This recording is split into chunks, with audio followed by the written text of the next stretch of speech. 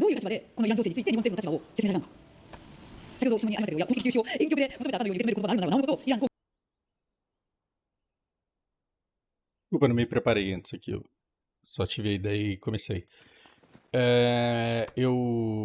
Primeiramente, nosso canal parece que está crescendo. Nossa família aqui parece que está crescendo. Eu tô acostumado a falar que esse canal aqui é de 80 pessoas, 100 pessoas. E ultimamente tenho tido mais visualizações. Vocês têm entrado em contato. E eu não sei se isso me deixa feliz ou triste. Porque eu acho que se um dia esse canal viralizar aqui, eu vou simplesmente quitar ele, assim, sabe? Porque a graça desse canal é eu poder falar indiscriminadamente tudo que eu gosto. E se eu for ter influência nesse mundo, eu quero inspirar pessoas a criarem seus próprios canais e a falarem suas próprias coisas. Eu não quero ser um comunicador de massa. Mas não sei também, né?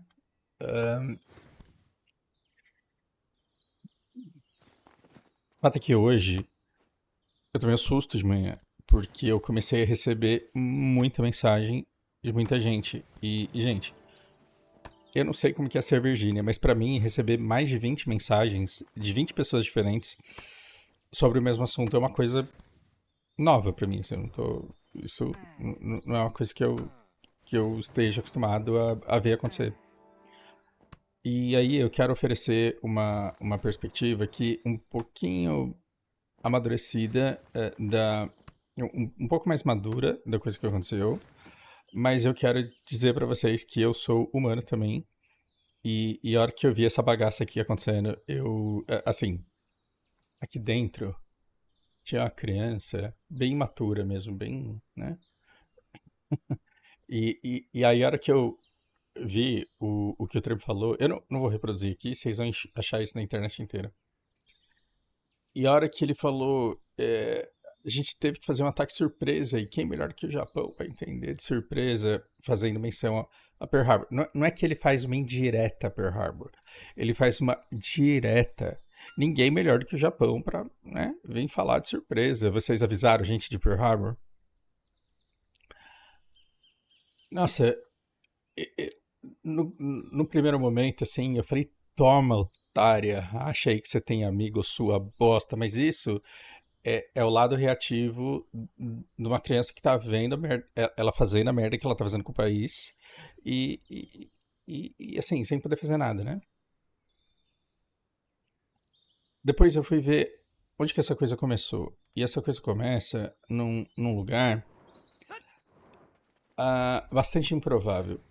Porque ela tá sentada com o Trump, e em volta tá a equipe dele e tá a equipe dela. E aí a equipe dela pede palavra e fala. E aí, assim, nesse momento ele poderia perguntar qualquer coisa. Naquele momento ele poderia perguntar qualquer coisa.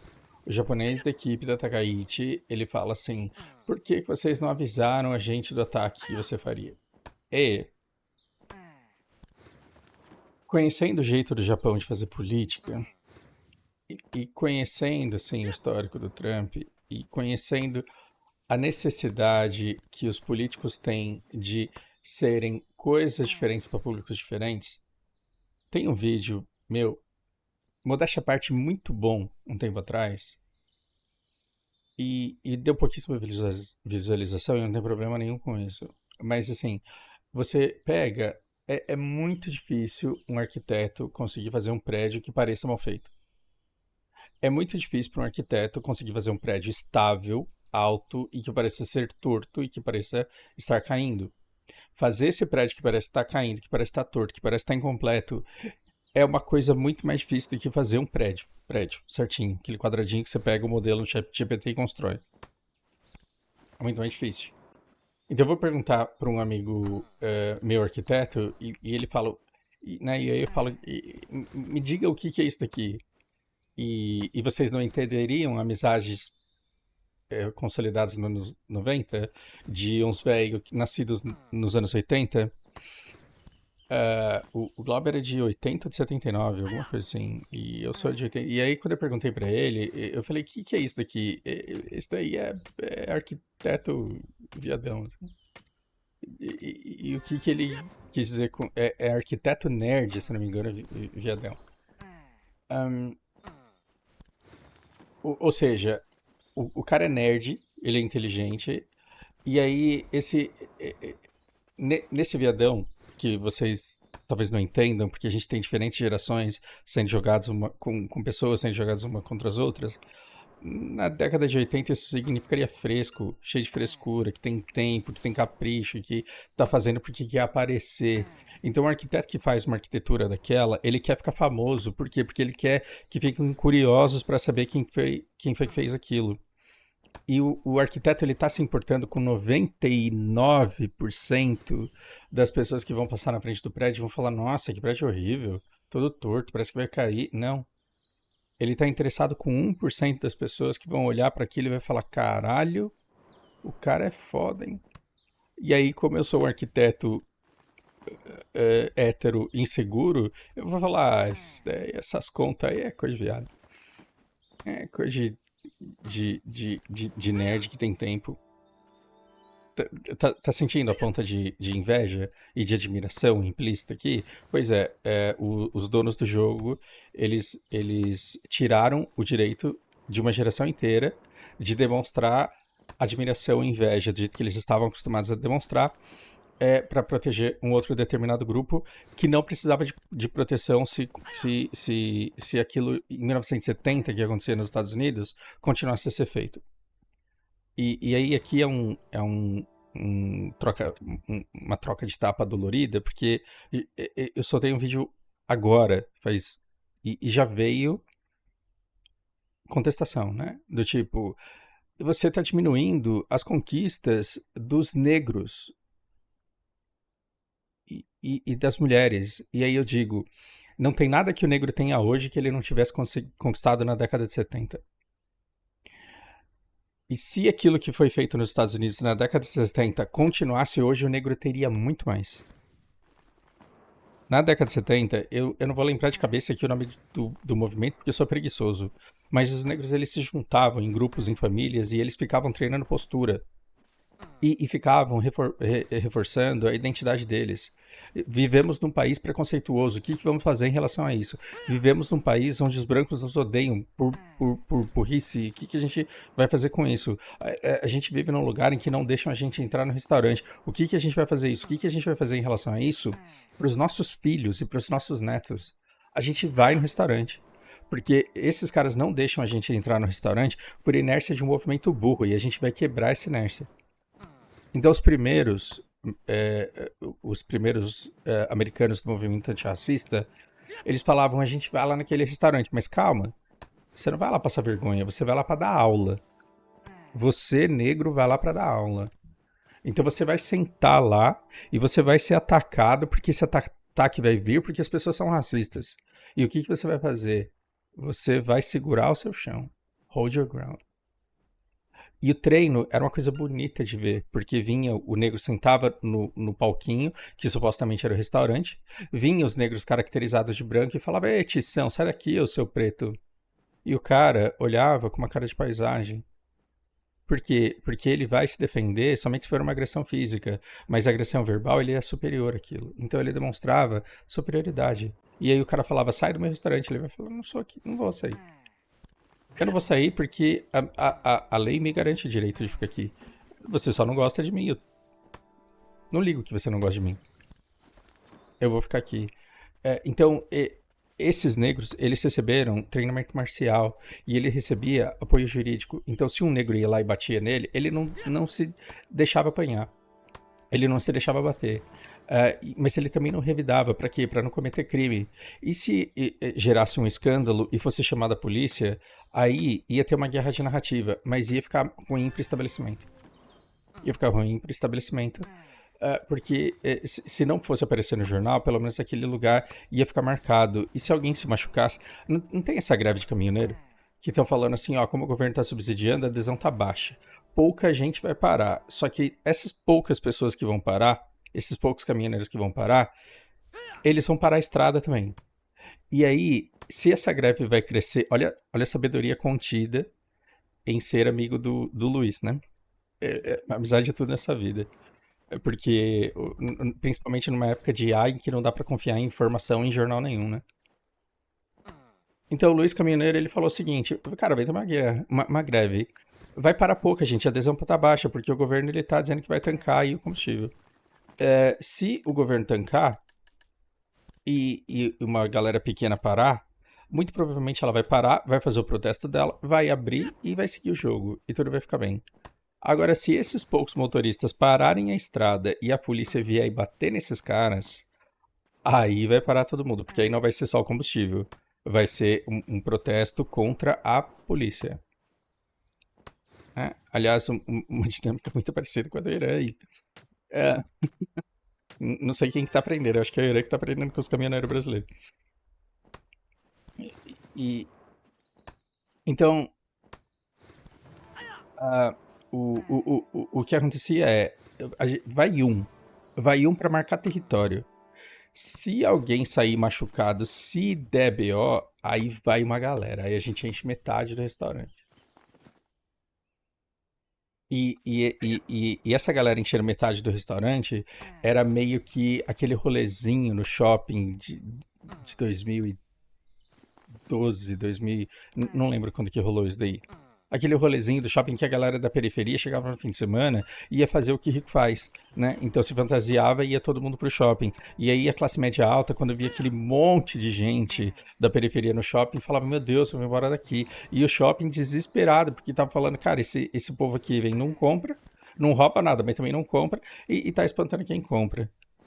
Então, o movimento negro era foda lá, porque eles entravam no restaurante e pacificamente, mas se alguém apanhasse, depois aparecia um monte de cliente negro.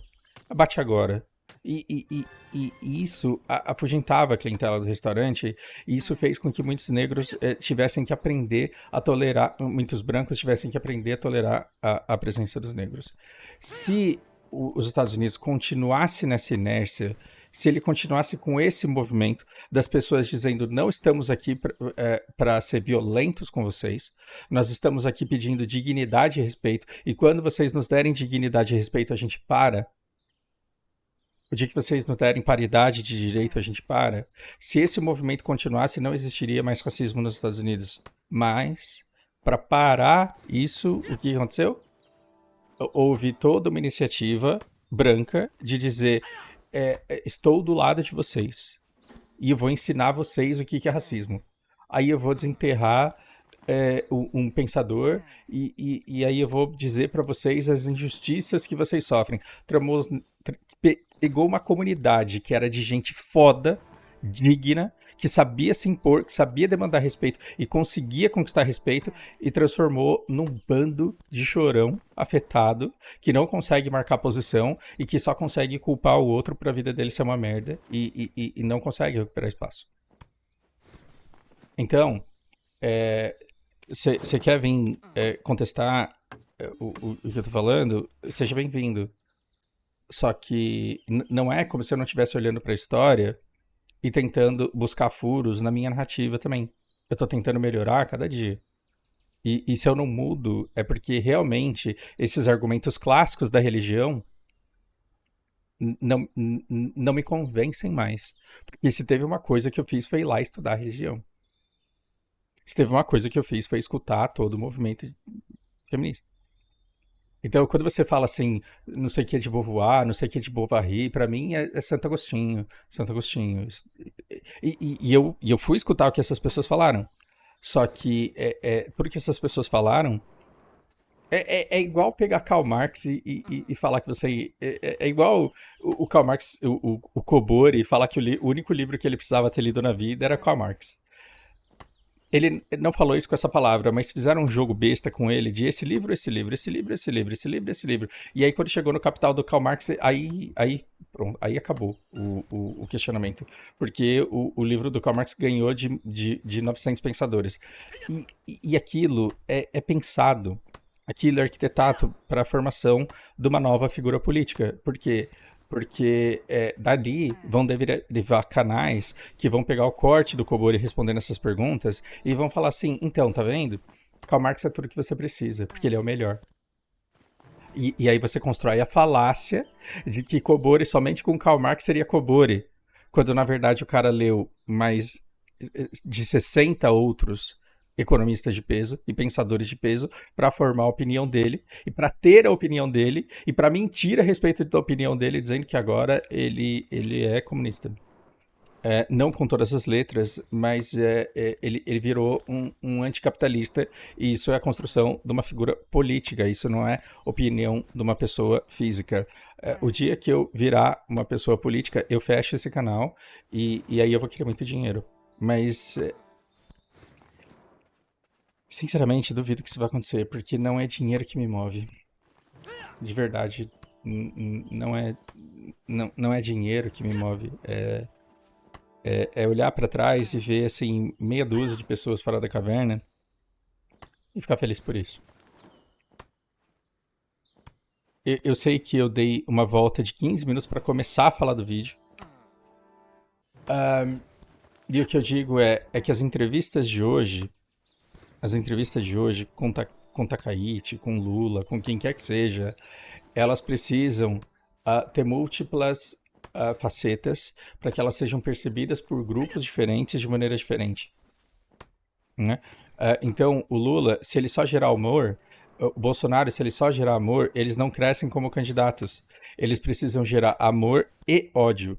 Você precisa gerar ódio, porque o ódio do outro vai fazer com que você seja relevante na oposição, para que você seja usado como um espantalho para apanhar, para gerar engajamento do outro lado.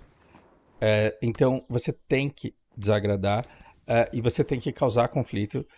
E quanto mais habilidoso você for em mostrar para um lado que você ganhou de forma avassaladora e para um outro lado que você foi humilhado de uma maneira vergonhosa, quanto mais talento você tiver em projetar duas imagens completamente antagônicas de uma conversa que supostamente deveria ser objetiva, melhor para você no mundo político.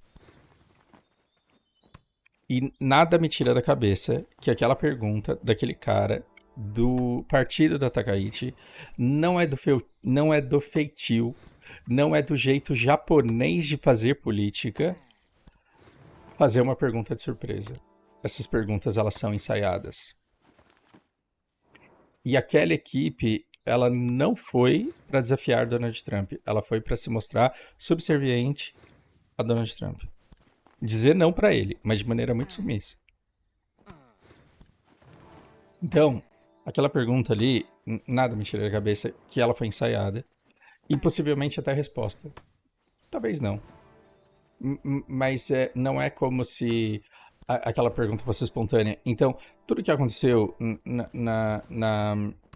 naquela entrevista em que o Trump humilhou o Zelensky. Zelensky, que é o futuro Saddam Hussein, né? Ele é o próximo Saddam Hussein. Tudo que o Trump fez com o Zelensky ali, não é porque o Trump é machão, ele é impulsivo. Aquilo é resultado de um projeto, aquilo ali é resultado de um plano. Assim como o comportamento do Trump, ele também é resultado de um plano. Ele projeta, ele quer mostrar que ele tem a Takaichi na mão. E o Japão está querendo mostrar para a base eleitoreira do partido da Takaichi que eles têm nos Estados Unidos um forte aliado que nunca deixaria ele para trás. E que é importante que a Takaichi eduque o público imbecil dela que o Japão ele não tem tanto espaço de barganha. Então, é muito importante para colocar o japonesinho no lugar dele, que vê os Estados Unidos como superior e salvador. O Japão, ele ainda ter uma certa moral questionável, mesmo tendo tomado 2 bombas atômicas, ainda tem uma moral questionável como se ele tivesse uma dívida a honrar com os Estados Unidos. Tanto que no meio do povo, assim como tem gente imbecil na Avenida Paulista com bandeira de Israel e dos Estados Unidos, no Japão tem um povo muito grato aos Estados Unidos porque acreditam que grande parte do progresso do Japão meio que se deve a eles. E aí, aquela coisa, né? Nossa melhor versão tem que estar no futuro. Coisa de semanas atrás, meses ou semanas atrás, eu ficava olhando pra Takaichi e falava, não é possível que ela é tão burra desse jeito. E não é possível que ela não percebe determinadas coisas. E nas conversas de anteontem e de ontem, né? Quando ela fala pro Trump lá que ela tem que comunicar para ele aquilo que ela não consegue fazer, porque ela tem que obedecer à lei, devido ao fato dela ter que seguir uma lei. E aquilo que ela falou depois aqui, ó. Ah, cara, eu não vou achar agora. Ela vai lá falar pro Trump que foi uma fala bastante contundente. Todo mundo tá contundente, foi um adjetivo forte demais pra merda que ela falou. Mas o que ela falou que viralizou nos jornais do Japão, e é importante para você entender que o que o japonês entendeu é fruto desse teatro besta que eles fizeram lá. A Takaichi falou assim: Trump, você é a única pessoa desse mundo que pode acabar com esse conflito. Me diga como é que eu posso te ajudar. E aí, tem uma caralhada de professor Rock aqui falando. Tem um monte de professor Rock aqui debatendo o que ela quis dizer com isso. E entre as coisas que ela quis dizer com isso foi: olha, você é a única pessoa que pode acabar com essa guerra porque você começou. Então tem gente no Japão falando isso. Que o que ela quis dizer foi dar um tapa na cara dele, humilhar ele e falar: você é a única pessoa que pode acabar com isso porque você que arrumou essa encrenca, então não adianta a gente ir lá e mandar o nosso navio e achar que a gente vai abrir alguma coisa. Tem gente falando isso no Japão. E tem gente lá falando: olha, o Trump é a pessoa mais poderosa do mundo. Ele realmente é uma pessoa excepcional, extremamente competente. Conseguiu Venezuela, conseguiu humilhar Irã, mentira. E realmente ele é a única pessoa que pode propiciar a paz ali caso ele queira. Mas eu acho que ele não tá querendo não, viu? Então, no Japão tem várias narrativas. E aí, algumas semanas atrás, eu ficaria desesperado, falando: cara, não é possível que o Japão não sabe onde está entrando. E aí eu descubro que tem gente falando para 1% de arquiteto também. Tem gente falando: olha, esse prédio aí, ele parece que tá meio torto. Mas, na verdade, o que a Takaichi quis dizer é isso aqui, ó. Então, ela pega exatamente essa fala, e ela é porta-voz. E ela pega exatamente essa fala e fala assim: não, a Takaichi foi lá e deu um chacoalhão nele, né? Porque, porra, quem que pode terminar essa guerra? Só ele pode terminar essa guerra, porque foi ele que inventou esse negócio. E a gente não tem como intervir nisso. Mas dado o fato de que ele começou e que ele tem que resolver e que talvez ele precise de ajuda, diz aí como é que a gente pode te ajudar, que a gente vai ver se a gente pode resolver. Então, a gente está num mundo em que, se você for levar em consideração o que os jornais, o que determinados canais estão falando, você adoece. Mas sempre tem alguém querendo fazer você acreditar que determinada fala foi muito mais impactante do que foi de verdade. Então, se eu pego tudo aquilo que eu andei estudando durante todo esse tempo e tento tirar uma conclusão dessa conversa que teve hoje, eu digo que isso daqui é um palquinho armado e segue o jogo. Daqui, a única coisa que saiu: o Japão vai se armar e vai ser 11 choen. E 11 choen é 10 mil vezes 100 milhões de ienes. E aí eu fiz a conta e o Japão vai colocar mais 7 bilhões em armamentos. O que deu nessa reunião toda? Estamos saindo daqui com 7 bilhões para investir em armas para a gente poder parar a China.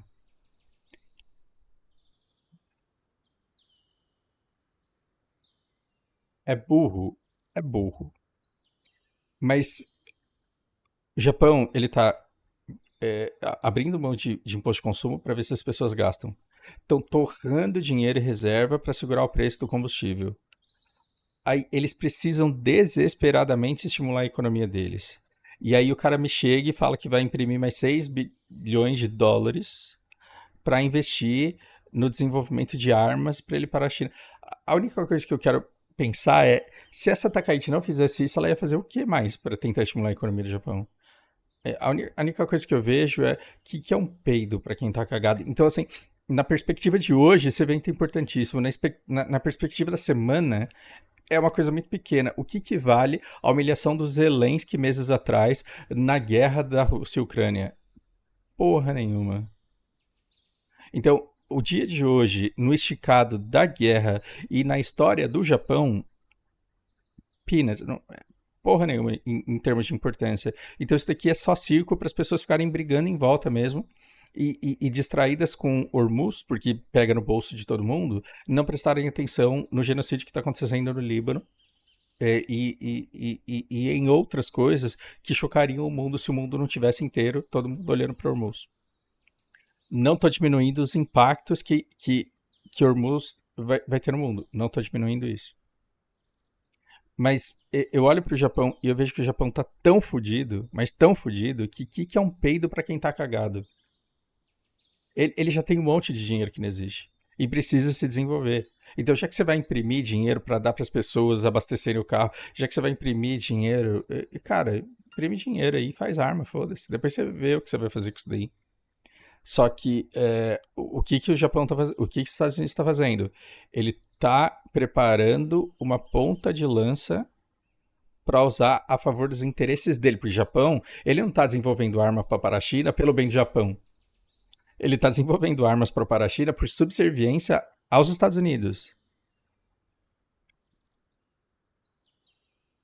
Eu imagino assim o Trump perdendo a próxima eleição e o Biden Jr. ganhando. Aí o Biden Jr. enche o Japão de tropa e fala assim: e aí, China, entra aí, se for homem. Não, piada isso, tá? Não tem paralelo nenhum com a realidade. Mas a impressão que eu tenho, quando eu escuto essa porta-voz aqui falando, e os rocks, menos rocks, assim, né? Porque no Japão quase todo mundo é rock. Quem aparece na televisão quase todo mundo é professor rock. Aí quando eu vejo os professores rocks que rockam menos, que viajam menos na rockagem ali, eu vejo, tá, a gente tá abrindo as pernas para os Estados Unidos, mas que outra alternativa a gente tem? Que mais a gente vai fazer com a dependência que a gente tem? E eu adoro dizer que o Japão ele tinha que engolir o orgulho, pedir perdão para a China e falar, cara, eu quero pinico porque eu não aguento mais. A questão é quem foi que disse que a China quer. Então, é porque eu já vi muita gente falando groselha a respeito disso. O Japão tem que ir lá pedir desculpa para a China. Eu também acho, deve pedir. Mas não como estratégia de formação de aliança. Porque se o Japão amanhã pede desculpa para a China, primeiro, ele vai perder o apoio do Trump porque cai a narrativa do Trump. A narrativa americana não aceita que o Japão admita que ele exterminou chineses em Nanjing. Por quê? Porque os Estados Unidos investiu muito na kawaiização do Japão para ter um povo que ele pode usar como o bem da Ásia. O bem do Oriente Médio é Israel. E o bem da Ásia é o Japão. Se o Japão fala assim, eu fiz pior do que Hitler, eu executei um monte de chinês, eu coloquei chinês gripado numa fornalha de carvão, porque eu não queria que eles espalhassem os vírus para os outros presos. Se você diz isso, você destrói o bonequinho que os Estados Unidos levou 70 anos para construir como imagem de honorável, de nobre, de culto, de pacífico principalmente. Então, se o Japão pedir desculpa para a China, ele perde os Estados Unidos como aliado e a China vai virar para ele e vai falar: não. O Japão vai chegar e vai dizer: você me perdoa. A China vai virar para ele e provavelmente vai falar: não. Mais alguma coisa? É muito gostoso. Quer dizer, é muito gostoso. Ai, caralho, é muito gostoso. Será que esse espanhol tá falha? Fiquei preocupado agora.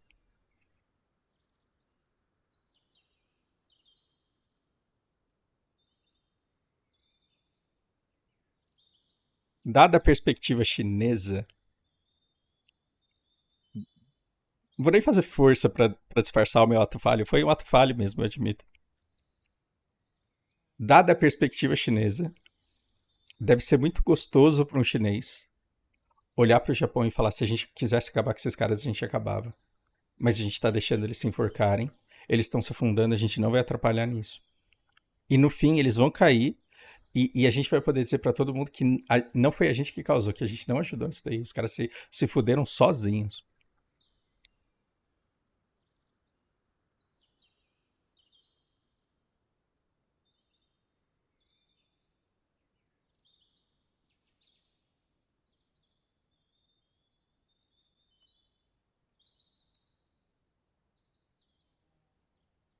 Os Estados Unidos usaria o Japão para atacar, para fazer um ataque nuclear na China? Não sei se isso. Não sei se o desespero chegaria nesse ponto. Aí sou eu especulando demais. Eu tava com medo de Israel e Estados Unidos serem humilhados demais no Estreito de Hormuz e fazer um ataque nuclear no Irã. Mudei de ideia. Eu não acho que isso realmente vai acontecer. Porque a gente já teve várias oportunidades de ataques nucleares. Eu acho que se tivesse que acontecer, já teria acontecido. Meu Deus, meu char tá com o negócio aqui, ó, ele tá acumulando energia infinita por causa dessa erva sutil.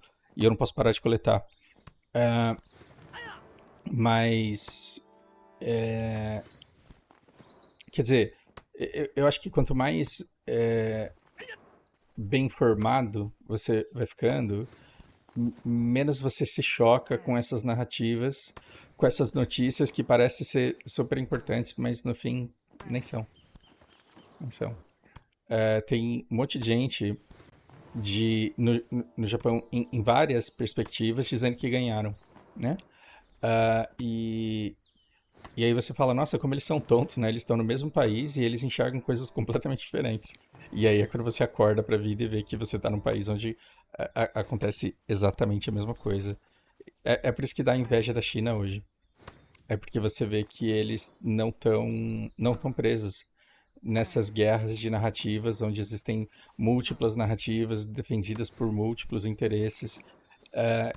Parece que eles estão mais bem informados em relação ao que acontece do que todo mundo. Mas é claro que eles estão veiculando lá a patada que a Takaichi tomou, porque sim, eles gostam de ver o Japão levando tapa na cara. É isso. Droga. Até pra falar do negócio que aconteceu no Japão, eu acabo falando da China, né? Tô deslumbrado mesmo. Depois a gente tem que fazer um vídeo pra esse povo que fica falando que a China não se envolve em guerra ter uma oportunidade de calar a boca e parar de falar merda, né? Esse vídeo precisa existir também, mas não agora. Abraço pra vocês.